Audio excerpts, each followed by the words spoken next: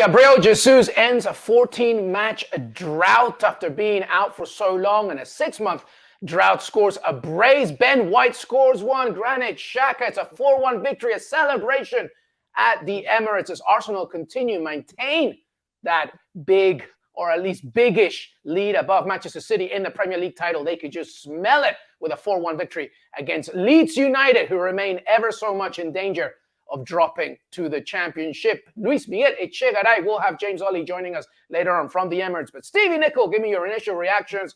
The same old story. Arsenal keep on winning at home. They're feeling good under this run under Arteta. They're doing very well. Give me your reaction from this Arsenal win, my friend. To be honest, my reaction is kind of bland. It's the type of scoreline that we expected. It took them half an hour to get going. You know, Ramsdale had 3 saves. One of them, a real important one down low to his left-hand side. But as soon as Jesus put the penalty in the back of the net, you kind of knew that this game was over for Leeds. And a 4-1 scoreline kind of tells you the sort of dominance that the Arsenal had after Jesus put them ahead. So it's kind of a bland reaction. It's the score. The sort of scoreline I expected and the type of performance. Again, they weren't at their scintillating best, Arsenal. In fact, they could even have Bukayo Saka sitting on the bench to give him a rest. So they did enough to win. It was comfortable. And yet again, and I seem to say this every time you ask me about Arsenal, every time we're on here, it's the performance of a championship winning team. That's what it is. I think, as bland as your reply can be, Stevie Nicol, I think that's the point, right? Even at their not very best, a 4-1 victory basically means the only thing standing in the way at this point is Arsenal itself. But let's focus on the players here. You mentioned something very intriguing here.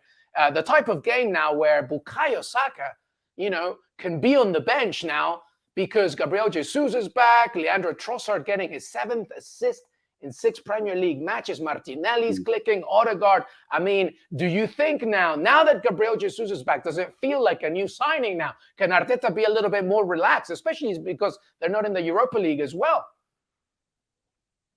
Yeah, there's no question that Jesus coming back gives them even more impetus than they already had. It wasn't as if it wasn't like Arsenal were counting down the days and the hours and the minutes to Jesus getting back because, quite frankly, with the signing of Trossard, it was almost Jesus who. But the fact is, they are a better side with Jesus in the team, and they can afford to play Trossard as well. They can afford to give Saka a break. It almost felt like it was his turn this week because I think previous weeks it was Martinelli. This time he plays. But they've got such depth now. You look at, by the end of the game, you've got Saka on the bench. You've got Partey sitting on his backside as well. You're bringing class on of the likes of Jorginho. So, yeah, this Arsenal side really looks complete.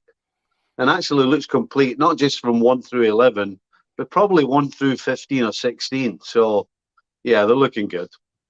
Yeah, that's a good way to describe him. Complete. Some stats here for you, everybody. Talking about Leandro Trossard. Only Kevin De Bruyne has provided more assists from open play than Leandro Trossard in the Premier League this season. And speaking of Mikel Arteta and this run, by the way, it's the first time in his tenure, right, that Arsenal wins 7 in a row, the longest winning run for the club since 2018. So it's a very good run right now. All right, Stevie, here's the schedule for Arsenal. Give me your thoughts, okay? Liverpool away, West Ham away, Southampton at home, City, that big game at the Etihad away, and then Chelsea. It's a tough schedule for Arsenal. Well, under normal circumstances, I would say, wow, they got some tough games. But you know what? Other than the City game, they're big favourites to beat everybody, including Liverpool at Anfield, which I can't believe I'm saying. Listen, even in my day, Liverpool against Arsenal at Anfield generally was a tough old 90 minutes for Arsenal. It's hard to see that happening. They're in such good form and confident, and the amount of goals they're scoring, they're creating chances, the way they're playing. there really doesn't seem to be a flaw right now. And even though I'm saying the City game is the one you're not so sure they're favourites, you still wouldn't back against them getting a point. So, yeah, on paper, the schedule, there are some tricky games. But in reality, obviously the hardest one's City. But after that, Arsenal are big favourites in every single one of those games, including Chelsea at the end. Yeah, you mentioned them being a complete team right now. And obviously, when you're a young team like Arsenal, that's very important. Do you think that not being in the Europa League anymore is a blessing in disguise?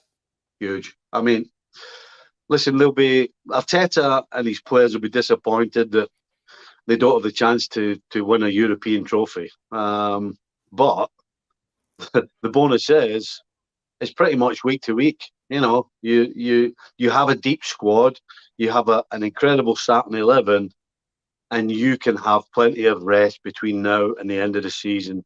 As far as Arteta's job's concerned, it's about keeping this side ticking over during the week, keeping them fresh, keeping them interested, and keeping them on their toes as well. All of those things, that's all he has to concentrate on. He's not going to be complaining about a schedule that doesn't give them any time to recover and all that nonsense that you usually hear. No excuses now. Arteta's got his team. He's got a championship winning team together. He's got plenty of time to recover after games between now and the end of the season. So this is all about Arteta, in my opinion, finishing it off. Because I don't think the inexperience of the team is going to cause them to do anything wrong between now and the end of the season. If anything's going to go wrong, it's going to be down to Arteta not doing the right things between now and the end. Yeah, and when you're this young of a team, I think it probably helps that you just have that one single focus, which is to win the Premier League. Stevie Nicol, Luis Miguel Echegaray here, ESPN FC. We welcome your questions, everybody. This is a live show. Stevie, here's the first question. We've talked about Leandro Trossard and how effective he's been. 7 assists in the last 6 Premier League matches. Kevin De Bruyne is the only one that has created more from open play in the whole campaign. But here's a question. Is it fair to say, Stevie, that Trossard is Arsenal's most important player, even over Saka and Odegaard? It seems like we get this question every time we're on. I think it's Leandro Trossard's mother that's messaging us every time. I think the best way to put it is Leandro Trossard enhances this Arsenal side, regardless of where he plays. If you play him wide instead of a Saka or a Martinelli, it gives you something different. It's more of a passing. He passes the ball past you. He doesn't dribble or run past you. He passes the ball past you. And then when he plays through the middle, if Jesus is not there, then it makes you feel as though he is Jesus. The guy's just an intelligent footballer that, regardless of where you put him on the field, plays football. He keeps the ball, he passes the ball, he's got an eye for goal. He's certainly got an eye for a pass because that's why he's got so many assists. So, is he the most important? No, he's not. I think, to be honest, Arsenal's collective is the most important thing. And they've stuck together from the start of the season.